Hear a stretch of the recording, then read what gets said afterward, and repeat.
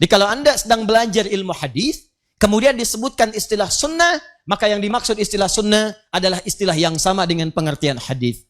Apa isinya? Ditemukan dalam kitab hadis. Apa turunannya? Cuma ada 2. Dalam kitab hadis, Anda akan temukan teman-teman sekalian, dari pendalaman sunnah, 2 hal yang paling utama. 2 hal ini yang disebut dengan sayap hadis. Pertama adalah yang disebut dengan matan isi hadis, isi substansi hadisnya. Yang kedua, yang disebut dengan sanad, silsilah orang-orang yang meriwayatkan hadis sampai kepada Nabi SAW. Transmisi periwayatan. Awas, hati-hati.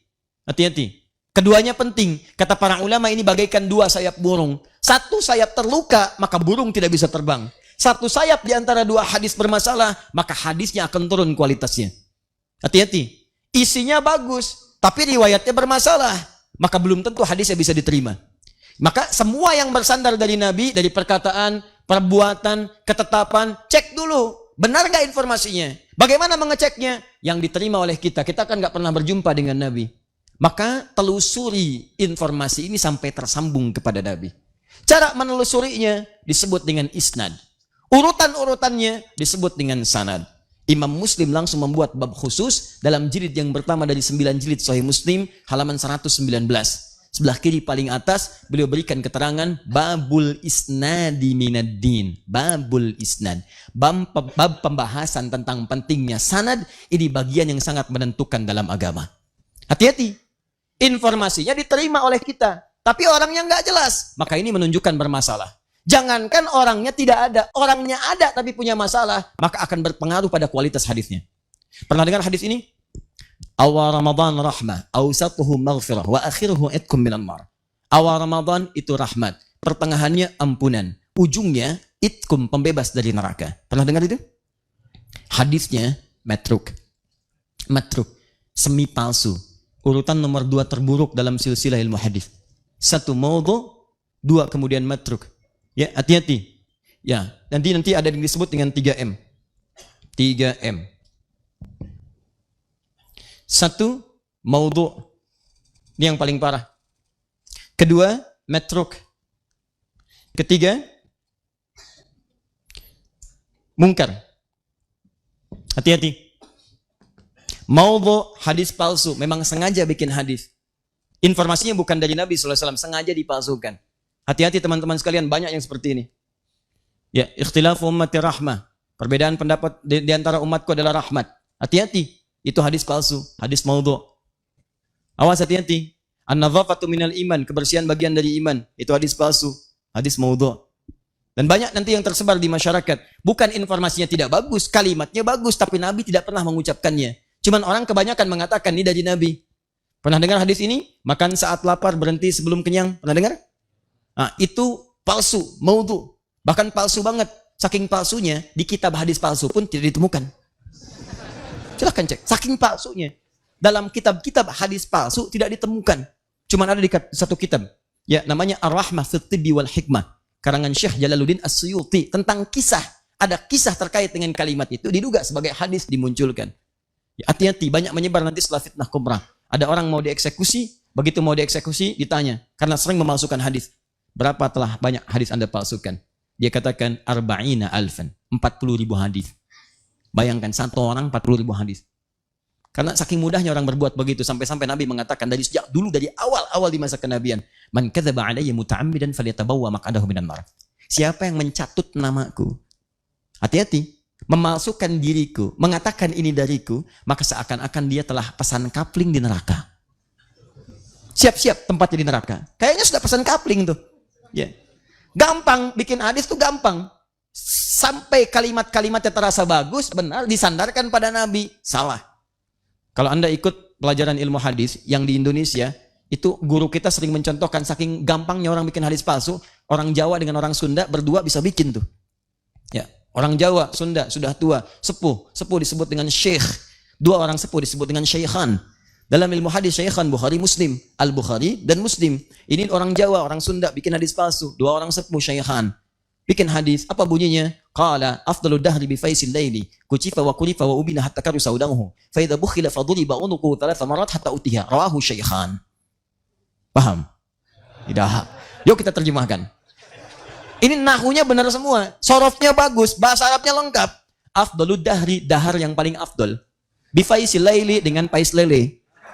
Kucipa, kasih kecap sedikit. Wakuripa, hidangkan kerupuk. Hatta karusa udanghu, sehingga terasa udangnya. Faida bukhila, apabila kebehelan. Faduriba unukuhu, maka pukul punduknya talata marat 3 kali. Hatta utiha, sampai utah. Rahu syekhan. Baru ketawa tuh. Jadi orang kalau mau bikin-bikin yang seperti ini, mikir dulu pesan kapling di neraka. Yang salah, ini kata Nabi, itu maudhu namanya, hadis palsu. Yang ini, matruk, semi palsu. Semi palsu, karena diriwayatkan oleh seseorang yang tertuduh seringkali berdusta. Dustanya kadang-kadang tidak langsung, ngarang-ngarang cerita, macam-macam, sehingga sulit dibedakan antara hadis dengan bukan. Di antara yang disebutkan itu adalah hadis yang sangat populer. Ini hadisnya, awal Ramadan adalah rahmat, pertengahannya maghfirah, ujungnya adalah pembebas dari neraka. Itu hadis matruk. Matruk. Kenapa banyak menyebar di mimbar-mimbar saat datang Ramadan? Karena pernah diriwayatkan oleh Ibnu Khuzaimah, dalam Sahih Ibnu Khuzaimah cuma diberi catatan. Di bab beliau ketika disebutkan, nih, bab fadailu Ramadan in kana hadithuhu sahihan. In kana hadithuhu sahihan. Ada catatan. Ini bab menerangkan tentang keutamaan Ramadan. Hadis yang pertama ini jika memang diduga hadisnya sahih. Diberi catatan, ini tidak sahih karena ini meragukan syartun. Kalau memang sahih amalkan, tapi ini bukan sahih, ada innya. Setelah itulah kemudian masa lewat, terjadi peristiwa, ada kebanjiran. Saat banjir itu kemudian menimpa juga sebagian kitab Ibnu Khuzaimah, tersapu huruf innya, hilang di bab ini. Maka berubah kalimatnya, bab fadailu Ramadan kana hadithuhu sahihan. Bab tentang keutamaan Ramadan, hadisnya sahih. Dinukil oleh orang setelahnya, ditulis kembali, innya hilang. Maka tersebarlah di masyarakat kemudian. Padahal awal hadisnya adalah matruk, mungkar, hadis yang diriwayatkan oleh orang-orang, mohon maaf, yang berperilaku yang kurang pantas, sering menyimpang dalam ketentuan agama. Mabuk, tapi meriwayatkan hadis. Nah, maka hadis yang mungkar, ingkari, jangan diambil. Ingkari. Kenapa diingkari? Bukan kalimatnya yang kurang bagus, tapi diriwayatkan oleh orang yang punya perilaku buruk. Khawatir nanti ketika diamalkan ada tuduhan pada agama. Pantas perilakunya begitu. Hadisnya diriwayatkan orang mabuk. Muncul tuduhan. Karena itu kemudian ulama bikin kualifikasi yang sangat ketat dalam persoalan ini. Sanad bermasalah, maka menurunkan status ini. Matannya bermasalah, maka kehilangan kemudian kepercayaan dari riwayat yang disampaikan. Jadi teman-teman, kalau Anda ingin mencari pengertian sunnah dalam pengertian hadis, maka kembalikan ke kitab hadis. Jelas? Nah, cari referensinya. Ada 4 jenis. Saya berikan dengan cepat. Kalau ingin melihat tuntunan umum, cari kitab Al-Jami namanya. Jami itu umum.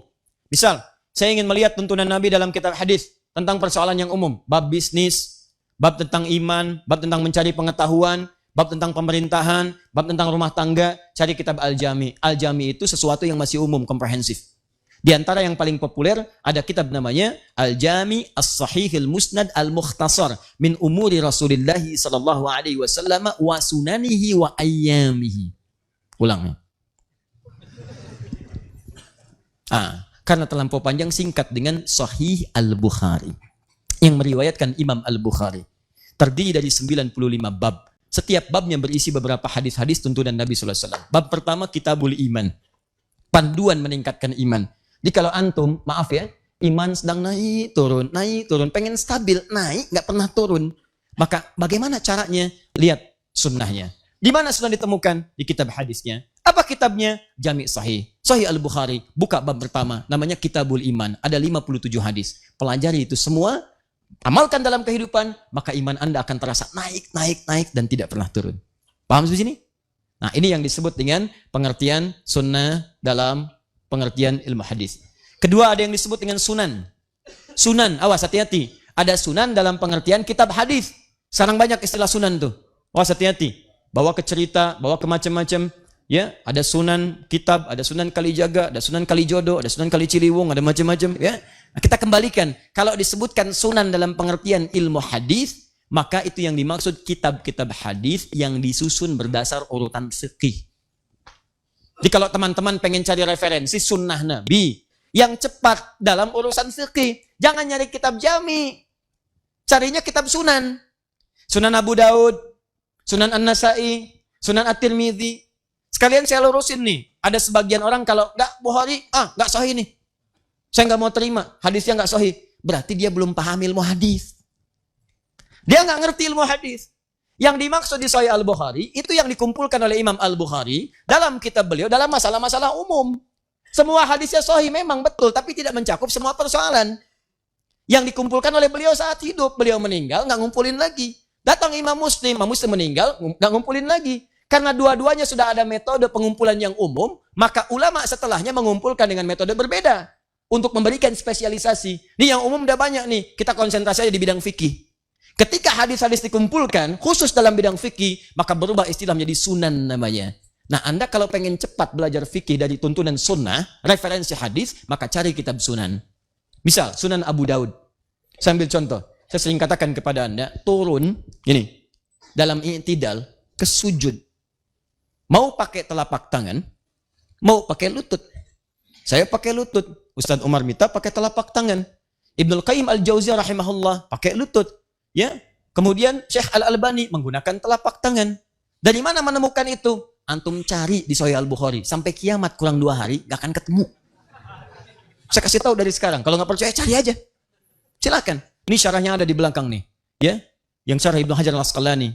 Yang warnanya orange itu. Yang di dalam, yang belum dibuka sebagiannya. Itu kan?